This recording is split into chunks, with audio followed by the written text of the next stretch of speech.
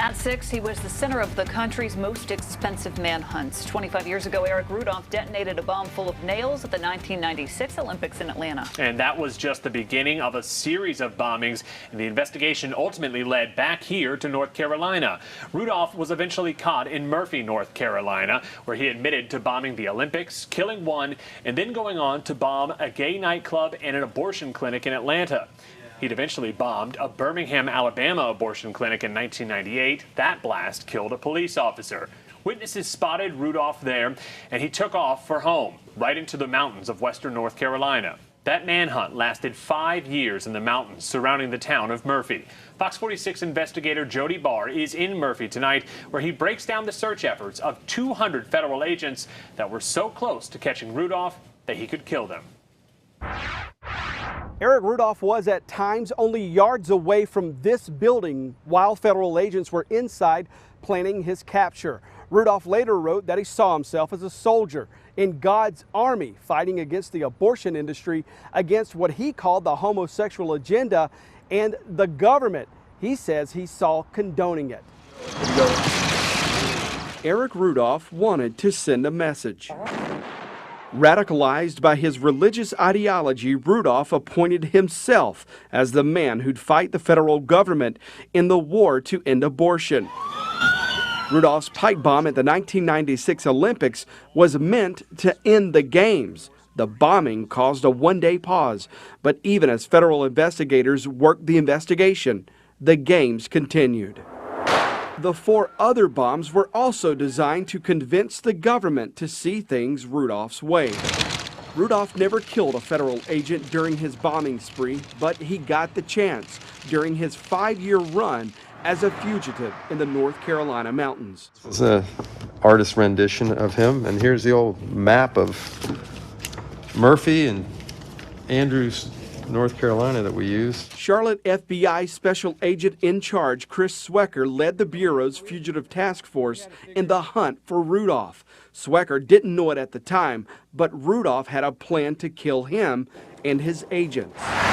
Rudolph took aim at the FBI's Murphy, North Carolina headquarters. He planted a bomb outside the door, and with a remote controller, Rudolph waited and watched from this ridge across the highway. He'd stalked the building for months, long enough that Rudolph wrote he'd unknowingly come to humanize Todd Letcher, one of the FBI agents who worked out of the building each day. In November 2000, Rudolph hit a 40-pound bomb in these bushes outside the door, then sat on the ridge waiting to detonate it. Agent Letcher showed up the next morning and walked right past the bomb. But Rudolph, the nation's most wanted serial bomber, could not go through with it.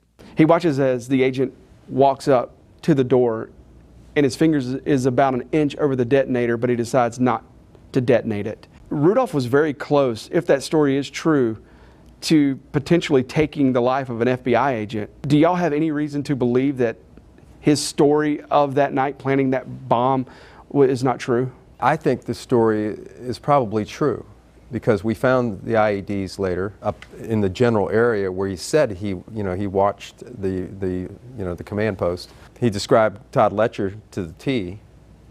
Certain characteristics, physical characteristics, were accurate. And from his vantage point, he would have been able to look down on what was then the headquarters of the task force. I think that's one of the most dramatic things that have come out of his story since he was arrested. Rudolph's bombings left permanent scars, with the death of Alice Hawthorne in Atlanta and police officer Sandy Sanderson in Birmingham, and the nail impressions from the Centennial Park pipe bombs still there today. But Rudolph lost the war he waged. What do you think is Eric Rudolph's legacy? The legacy, of course, is one of destruction. I hate to say it because he's a former client of mine. Unfortunately for him, it was not effective in terms of the goals that he had in mind, because everything is happening exactly the opposite of what he hoped would happen. He didn't change a thing. No, except that his actions destroyed a lot of lives, including his. Eric Rudolph killed 2 and injured more than 100 others before he went on the run here in North Carolina. Coming up at 10, we'll show you how Eric Rudolph outran 200 federal agents, but he could not outsmart the rookie cop who took him down. From Murphy, North Carolina, Jody Barr, Fox 46 Investigates. And Jody has also put together one of the most in-depth online stories surrounding the Eric Rudolph investigation and the 5-year manhunt that Fox 46 has ever done. You can find it right now on fox46.com.